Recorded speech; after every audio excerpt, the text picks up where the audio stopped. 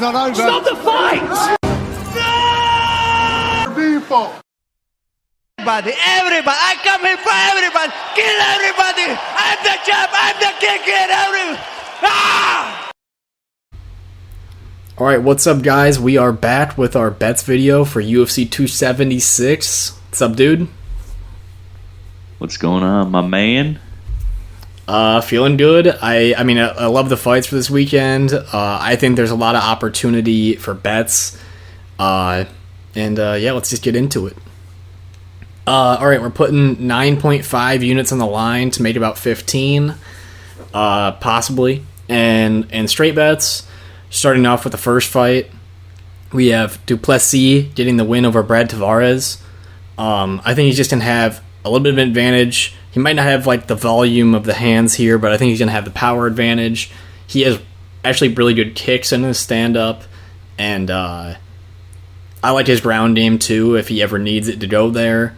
A lot of people are on this line swung a lot. I think I grabbed it like a month and a half ago. So got that for a steal.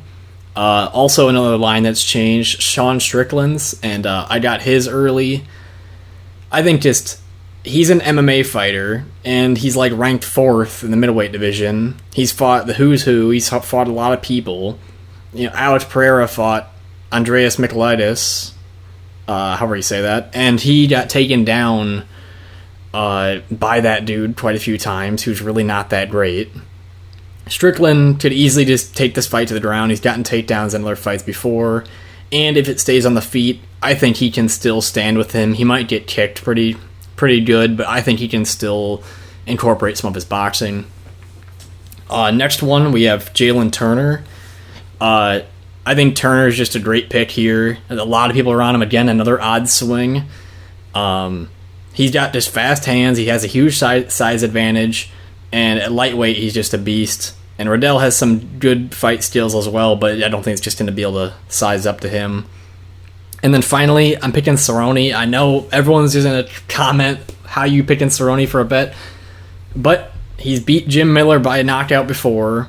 He faced a lot better competition his way up. He's going to have a size advantage. This fight's me at 170. So he's getting a healthy cut here, not draining himself.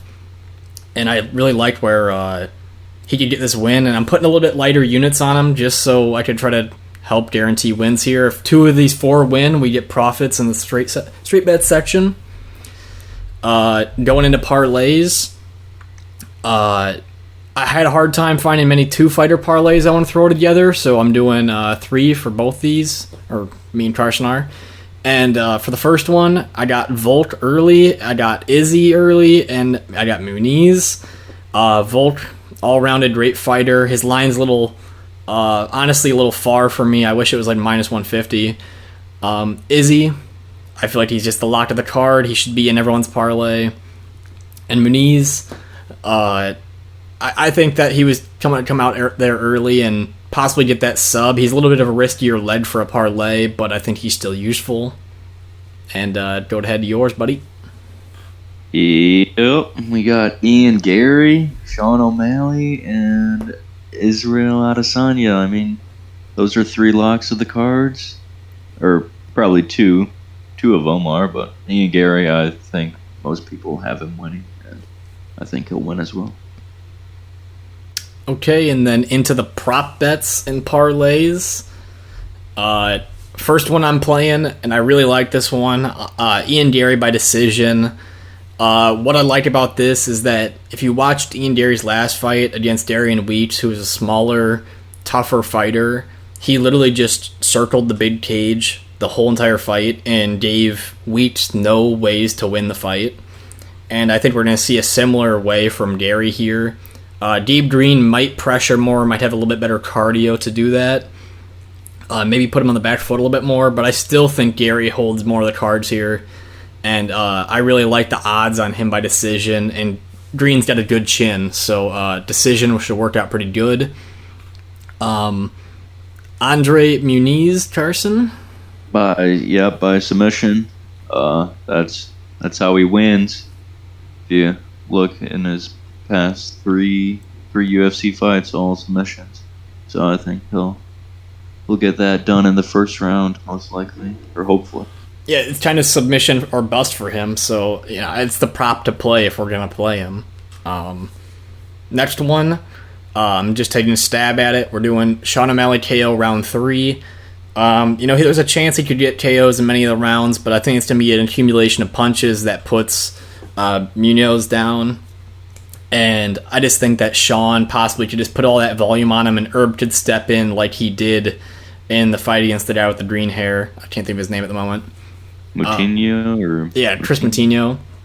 Yeah. Or he could just, knock him out in the third. It's me that or decision, in my opinion. Yeah, I agree. Next one, we have Robbie Lawler and Bryan Barberena going the distance. Would you like at this one? Yeah, both these guys are super durable, and I see it going the distance.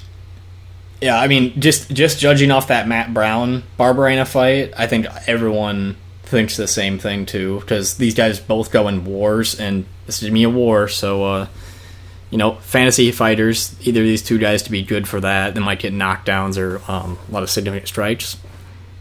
Following that, I got Turner by finish. He's just at the size advantage. He could get the submission, he could get the KO.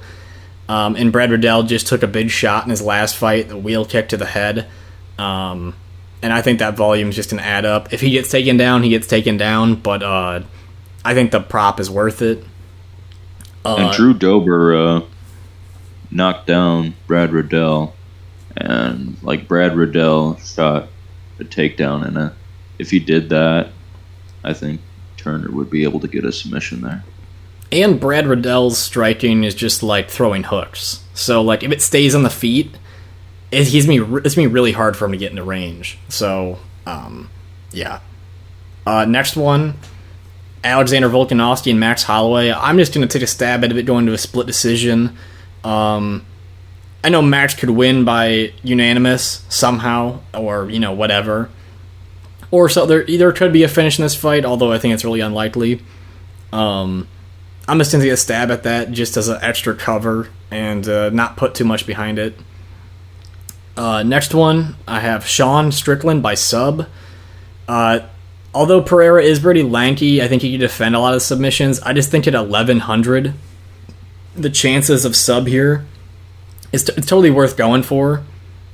If Sean gets on top of him and flattens him out, it could be an easy submission.